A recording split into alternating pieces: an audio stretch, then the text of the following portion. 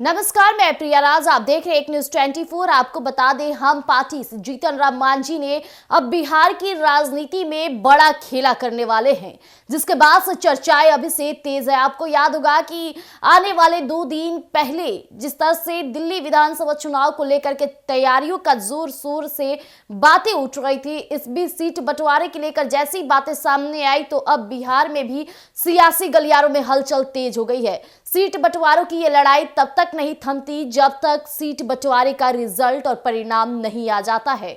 इस बीच जीतन राम मांझी ने 20 सीटों की दावेदारी खेली है और ये तक कह दिया है कि बिहार विधानसभा में 20 उम्मीदवारों का उनकी पार्टी से आना तय है।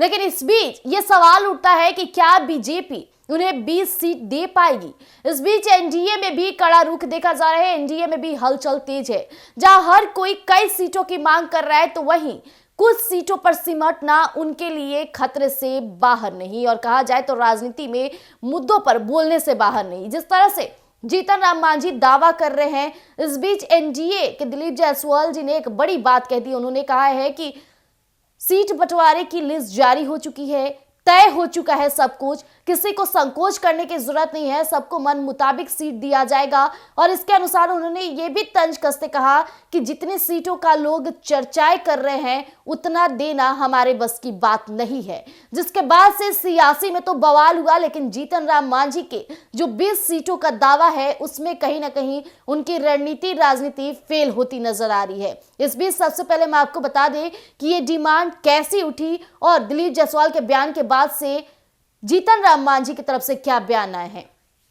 तो आपको बता दें कि हम पार्टी के संरक्षक सह केंद्रीय मंत्री जीतन राम मांझी ने हाल में ही मीडिया से बातचीत के दौरान अपनी इच्छा जाहिर करते हुए कहा कि वो 20 सीट जरूर चाहेंगे कि उनकी पार्टी को मिले, जबकि पटना के कार्यकर्ता 40 सीटों की मांग कर रहे हैं। पटना के गांधी मैदान में बड़ा जुटान होने वाला है। पार्टी के कार्यकर्ताओं की सलाह पर ही आगे कुछ तय होगा कि कितनी सीटों की मांग होगी और उसके लिए लड़ा जाएगा।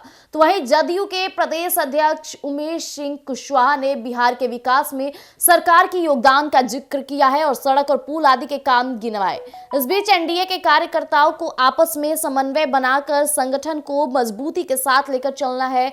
तो वहीं लोजपा आर के प्रदेश अध्यक्ष राजू तिवारी ने भी आपसी एकता के साथ चुनावी मैदान में उतरने की बात कही है।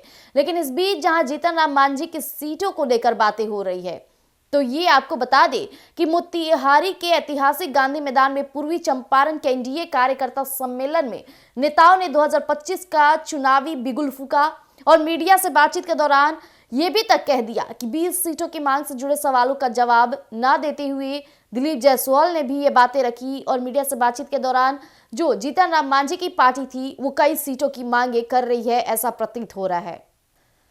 हालांकि एनडीए ने जो चुनावी बिगुल फेंका है उसके बाद से तो चर्चाएं होना तेज हो गई है, लेकिन जहां जीतन राम मांझी कई सीटों की मांग कर रहे हैं वहां इतनी सीटें मिलना क्या वाकई लाजमी है, क्योंकि पार्टी के अंदर कई चेहरे हैं और सभी की मांगे इसी तरह जोरों शोरों से है। इस बीच कहीं ना कहीं उन्होंने ये भी दावा किया कि माननीय मुख्यमंत्री हमारे हैं, बीजेपी से हमारे पीएम नरेंद्र मोदी हैं, हो सकता है कि हमारी मांगों को रखा जाएगा, हमारी मांगों को पूरा किया जाएगा, हमें पूरा भरोसा है। जहां जीतन राम मांझी भरोसे की बात करें वहां एनडीए में अभी हलचल तेज हो गई है सीट बंटवारे को लेकर।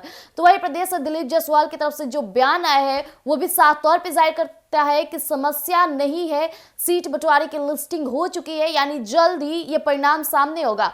लेकिन किसको बड़ा झटका लगता है? अगर जीतन राम मांझी को झटका लगेगा तो आखिर वो क्या कुछ करेंगे? क्या बीजेपी और पीएम मोदी से गुहार लगाएंगे या फिर सीएम नीतीश के साथ सहमति के साथ जितनी सीटें मिलेंगी उस पर सिमट कर रह जाएंगे? तो ऐसी पल पल अपडेट के लिए बने रहिएगा एक न्यूज 24 पर। दीजिएगा इजाजत, धन्यवाद।